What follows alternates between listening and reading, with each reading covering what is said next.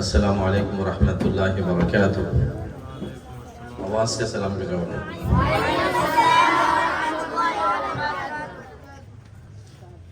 الحمدللہ بہت خوشی کی بات ہے، گزشتہ پروگرام میں بھی ہندوستان کے آزادی میں مسلمانوں کے، علماء دین کے اور مسلم بھائیوں کے ساتھ دوسرے مذہب سے تعلق رکھنے والے بھائیوں کے قربانیاں بھی اس ملک ہندوستان میں شامل ہے۔ اس ملک ہندوستان کی زمین میں ہندو، مسلم، کرسچن، عیسائی سارے بھائیوں کا خون موجود ہے، مگر کچھ لوگ مسلمانوں کے قربانیوں کو مٹانے کی، لوگوں کے ذہنوں سے ختم کرنے کی، ان قربانیوں کے واقعات کو، اس ہسٹری کو ملک ہندوستان سے مٹانے کی، ختم کرنے کی کوششیں کچھ فرقہ پرست طاقتیں کر رہی ہیں۔ ساری دنیا کو معلوم ہے کہ ہندوستان کی آزادی کے لیے مسلمانوں نے جتنے قربانیاں دی ہیں، اتنے قربانیاں کسی اور مذہب کے لوگوں نے نہیں دی۔ ہندو بھائیوں کو بھی ساتھ میں لیا، کرسچن بھائیوں کو بھی ساتھ میں لیا، دلتوں کو بھی ساتھ میں لیا، سکھ بھائیوں کو بھی ساتھ میں لیا، اور مسلمانوں نے، جن علماء کرام نے، جن اکابرین نے ہندوستان کی آزادی کے جنگ میں شامل ہوئے، وہ ہمیشہ اس بات کا خیال رکھتے تھے کہ ہندو، مسلم، کرسچن، عیسائی، دلت، سکھ جتنے بھی مذہب سے تعلق رکھنے والے ہیں، ان کے درمیان میں اتحاد کو قائم رکھے، ساتھ میں مل کر لڑے، کیونکہ ہندوستان صرف مسلمانوں کا نہیں، ہندو بھائیوں کا، کرسچنوں کا، دلتوں کا، سکھوں کا، پوروں کا ملک ہے۔ پورے مل کر اگر ہندوستان کی آزادی میں شامل ہوں گے، انگریز کو ہم اس ملک ہندوستان سے آسانی سے بھگا سکتے ہیں۔ اگر ہمارے درمیان میں اتحاد کی فضا ختم ہو گئی، اختلافات بڑھ گئے، ہندو مسلمان کے بیچ میں لڑتے رہے، تو ملک کبھی بھی آزاد نہیں ہو سکتا۔ یہ ہمارے علماء کرام اکابرین جانتے تھے، اسی لیے ہندو مسلمان پورے مل کر ہندوستان کی آزادی کے لیے قربانی دیے۔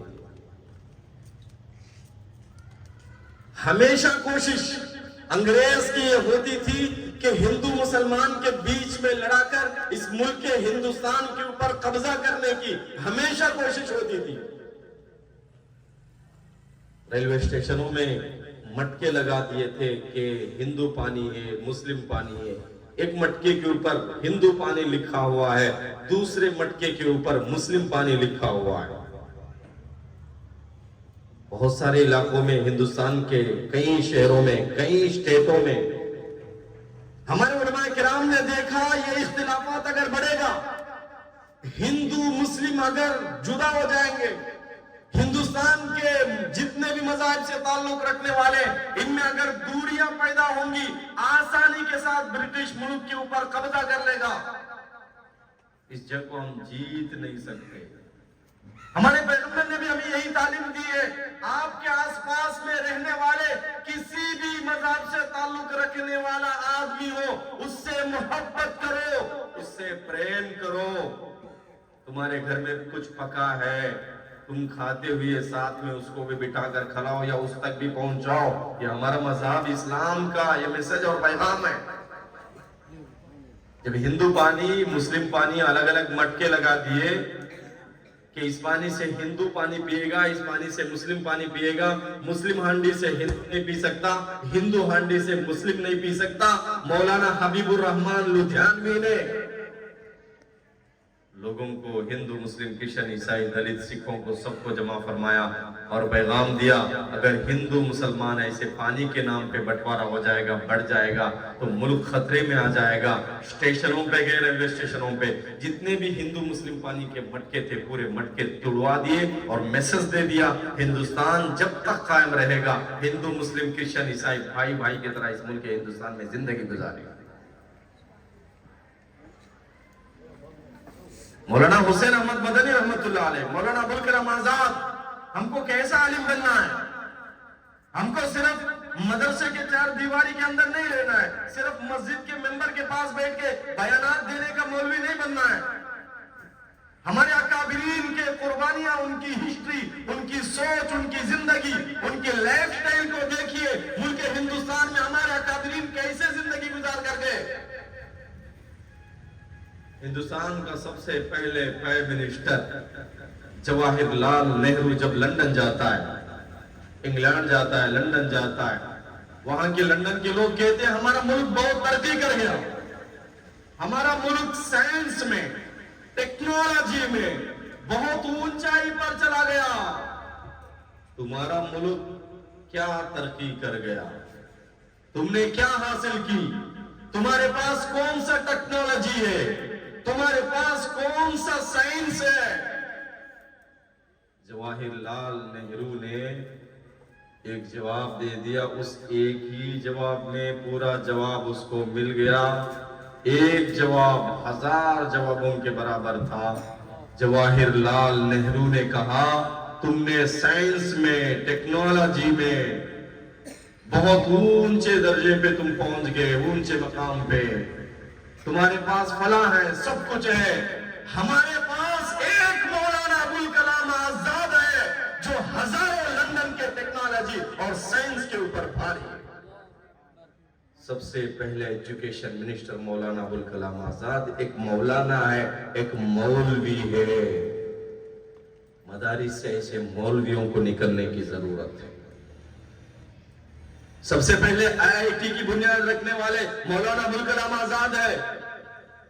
मौलाना हसरत मोहनी हिंदुस्तान का कॉन्स्टिट्यूशन, हिंदुस्तान का जो राज्यांगम, हमारा मुल्क हिंदुस्तान का जो संविधान है, इस संविधान को लिखने में मौलाना हसरत मोहनी का बहुत ही बड़ा मकाम है, उनका बहुत ही बड़ा किरदार है। एक मौलाना, आज सारे हिंदुस्तान में कॉन्स्टिट्यूशन चलता है, सारे भारत में राज्यांगम चलता है, सारे भारत में हमारा जो मुल्क का संविधान चलता है। आज एमपी लोग संविधान की बात करते हैं, कोर्ट में संविधान की बात होती है, पुलिस स्टेशन में संविधान की बात होती है। पूरे हिंदुस्तान की हुकूमत संविधान पर कायम है। इस संविधान को बनाने में इसी मदरसे का फारिग एक मौलाना हसरत मोहनी का किरदार था। ऐसे कई उलमा किराम संविधान को बनाने में काम किए थे, उनका किरदार था।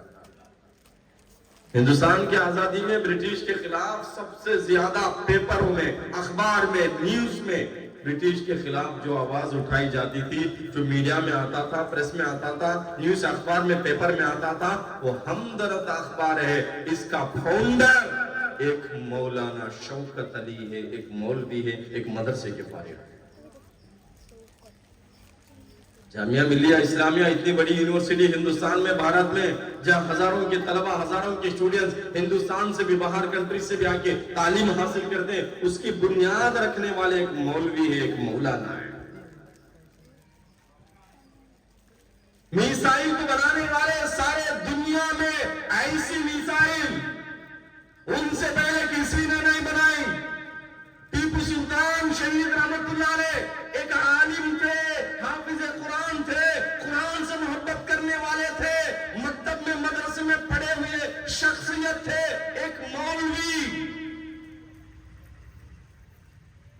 सारे दुनिया का सुपर पावर शहर जो मैसूर था, टीपू सुल्तान कुरान से मोहब्बत करने वाले, नबी के ऐसे सच्चे गुलाम हिंदुस्तान से ऐसे मोहब्बत करने वाले थे कि टीपू सुल्तान की शहादत के बाद 3 दिन تک انگریز ان کے لاش کے قریب آنے کے لیے بھی ڈرتا تھا.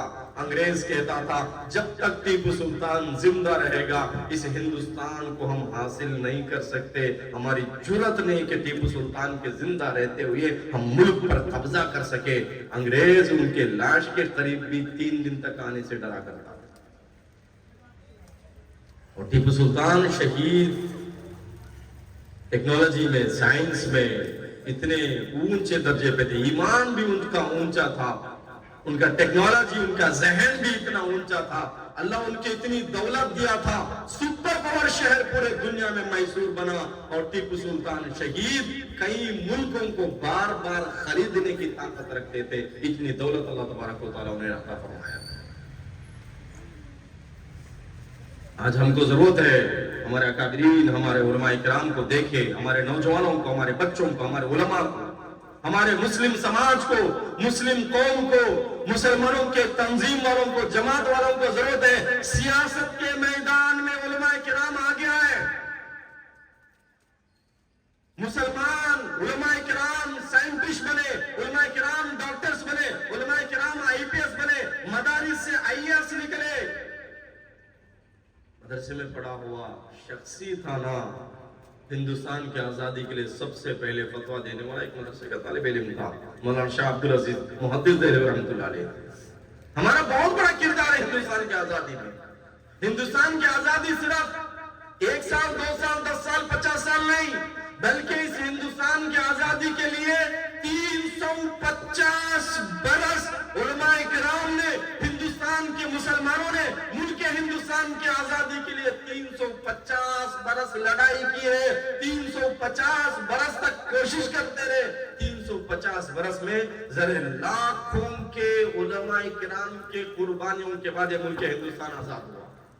1 2 نہیں، لاکھوں کے علماء کرام کے قربانیوں کے بعد.